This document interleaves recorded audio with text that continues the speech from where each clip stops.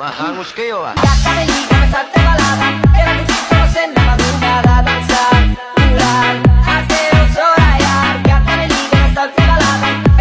Hoy! Eto ang 1,000,000. Layuan mo ang anak ko. Sige. Pero dagdagan mo ng 20. Hindi. Ayan na nga ang 1,000,000. Aanin mo ang 20 pesos. Pamasahe ko sa jeep. Wala silang panakuli dyan. Sinasabi ko na nga, be. Kaya namamagitan sa inyong dalawa. Ibigyan kita ng 1,000,000. Layuan mo ang anak ko. Nako, hindi ko gagawin yan. Hindi ko ulalayan ang anak nyo. Wow! Ganun mo kamahal ang anak namin? Pero kung gagawin nyo yung 1.5, kwarta ako. Sige o, inyo na yung anak nyo. Sinasabi ko na nga ba't may relasyon kayo nitong hampas lupang ito? Etong 1,000,000. Layuan mo ang anak ko. Di ba? Ayoko pa. Ito na po 1,000,000 yan. Hindi ko po magagawa yan. Ha? Dahil mahal mo ang anak ko? Hindi. Bakit ayaw mo tanggapin itong 1,000,000? Eh kasi po pag nagkatuluyan kami ng anak nyo, eh sigurado ako mas malaki po yung mana na bibigay nyo sa amin. Kaya no deal na po tayo. Aha! Sinasabi ko na nga ba't may karelasyon ka na? Hoy, ikaw lalaki. Sandali lang, ha? Eto ang 1,000,000. Lumayo ka sa anak ko! Halika dito.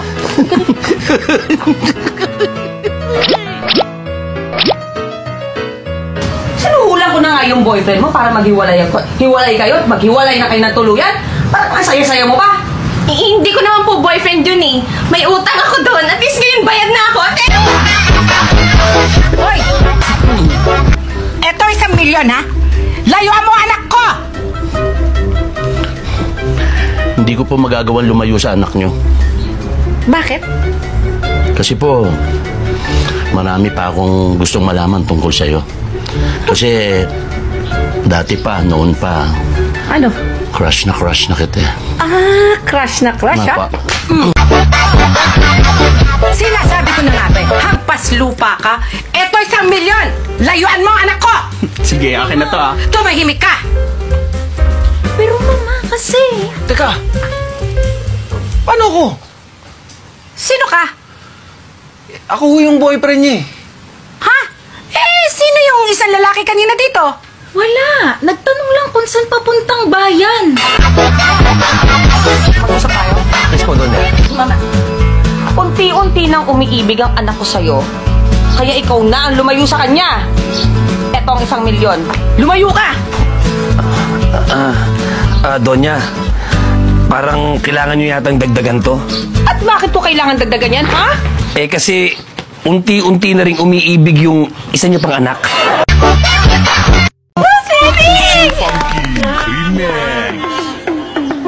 Swimming mo kayo? Opo!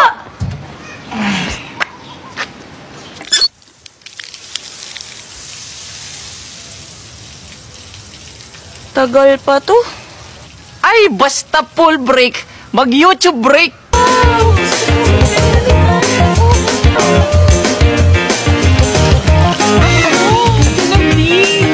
Pwede na siguro yung pool.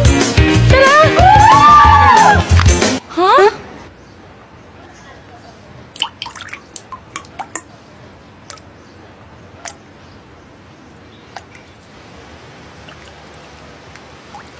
Ay, Ina! Gagawin ko na kayo ng tonela. Ay, hindi pala. Gagawin ko na yung fried chicken. Tonela.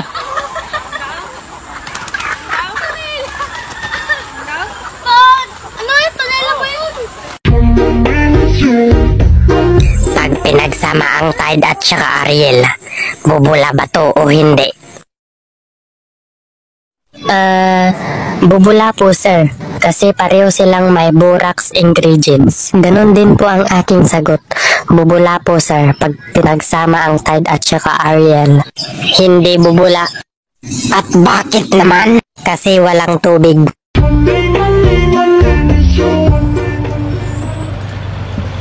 Ma, pwede Pwede ba munang bumaba muna at natatay ako eh. Punta, paalis na tayo. Guni-guni mo lang yan.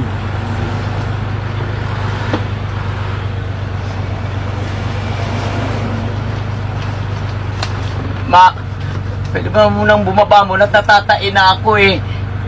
Hindi nga pwede, guni-guni mo lang yan.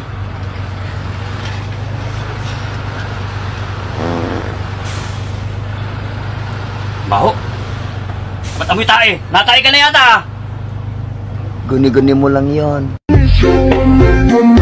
Serious to me, put my picture as a profile picture in your Facebook so I know that I am the only one woman that you love.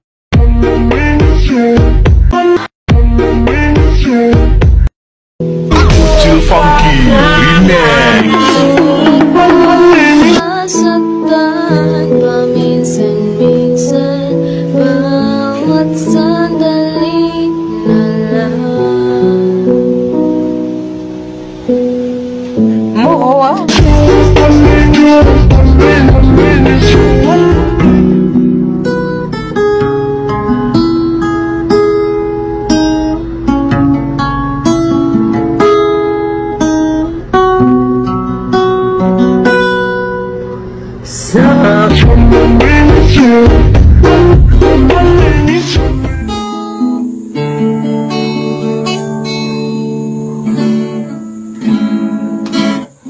Ikaw na. Sira yung gitara.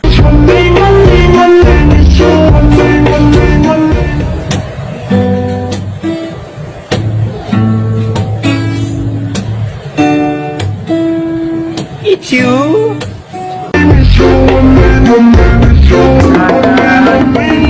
Sabihan na sa ilalim ng Time's up.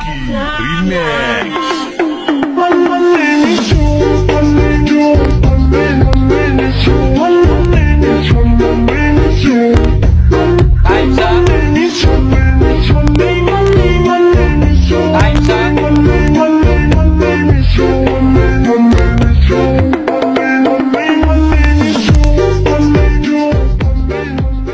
Hindi ng Tagalog at akala nila pinupuri ko sila pero sila ay hindi nakakaintindi kaya pwede natin silang ibinta.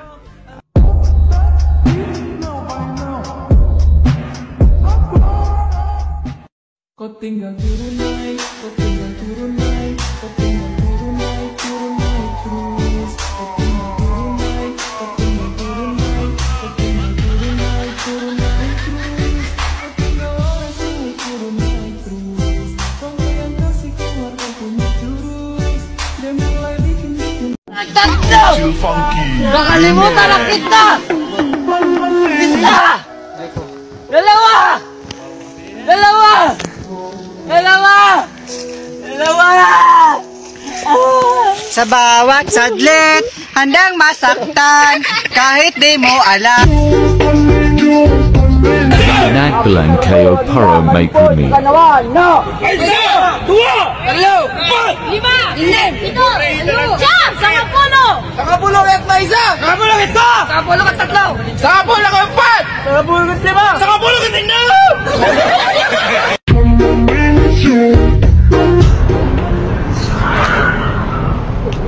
Boss, pwede ba magtanong, boss? Ano?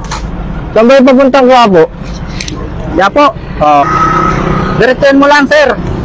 Pagdating mo sa may kanto sa dulo, kaliwa ka. Pagkaliwa mo, mga unang kanto, kumanan ka. Tapos, pagdating mo dun sa may kanan, may McDo. Kumaliwa ka ulit. Boss. Tapos may makikita kang pabrika ng sigarilyo. May makikita kang gwardiya dun sa labas, dun ka magtanong.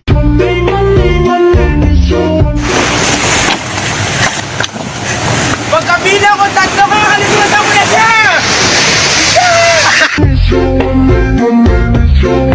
Siya pa rin po, siyempre naman. Ayun! Di sabihin mo kay Mr. Mahal na mahal mo siya. Hello, mahal! Huwag ka naman magselos. Ikaw ang mahal ko. Number 1 ka sa buhay ko.